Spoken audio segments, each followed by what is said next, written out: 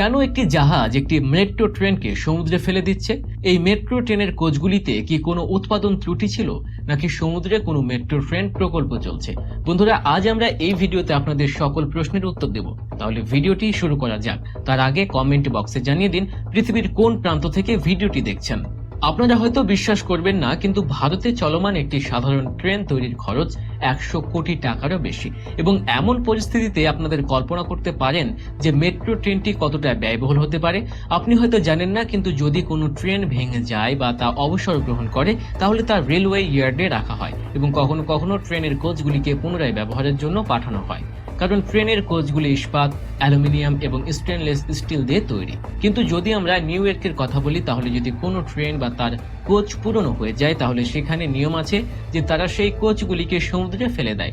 সমুদ্রে ফেলে দেয়াকে সেখানে ট্রেনের অবসর গ্রহণ বলে মনে করা হয়। 2001 থেকে 2010 সাল পর্যন্ত সমুদ্র সৈকতের দিকে যদি আমরা তাকাই, তাহলে নিউ ইয়র্কে প্রায় 2580টি ট্রেনের কোচ এভাবেই অবসর নেওয়া হয়েছিল, অর্থাৎ ট্রেনের কোচ আটলান্টিক মহাসাগরে ডুবে যায়। আসলে আমেরিকার পরিবেশবিদরা চান ট্রেনের কোচও পাথরের মতো সমুদ্রে ডুবে যাক। আচ্ছা বন্ধুরা, সমুদ্রে থাকা পাথরগুলিতে ক্যালসিয়াম কার্বনেট থাকে, যার কারণে সামুদ্রিক প্রাণীরা এই পাথর থেকে পুষ্টি পায় এবং তারা তাদের বাসাও তৈরি করে। এই সামুদ্রিক প্রাণীরা এই পাথরগুলিতে বাস করে এবং এই পাথরগুলিতে ছোট মাছ শিকারীদের হাত থেকে নিরাপদ থাকে। কিন্তু বন্ধুরা, আজ মানুষের কার্যকলাপ এই পাথরগুলিকে ধ্বংস করছে।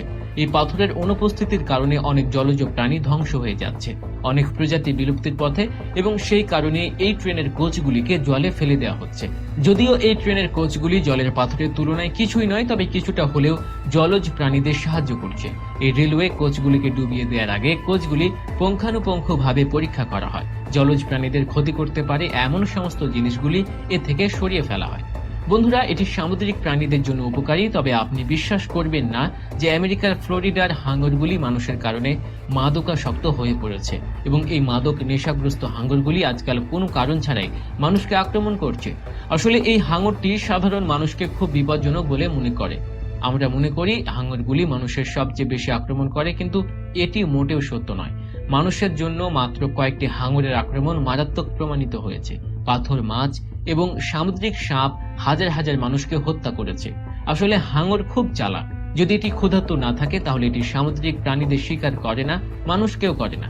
ফ্লোরিডার একটি ভিন্ন বিষয় চলছে। আসলে সমুদ্রপথে ফ্লোরিডায় মাদক আনা হয়। এখন যখন পুলিশ সেই চোরা কারবারিদের সামনে আসে, তখন সেই চোরা কারবারিরা তাদের কাছে থাকা মাদকগুলি তীরে ছুঁড়ে ফেলে। আর অনেক মাছ এই মাদকের প্রতি আসক্ত হয়ে পড়েছে এবং হাঙর এই তালিকায় অন্তর্ভুক্ত।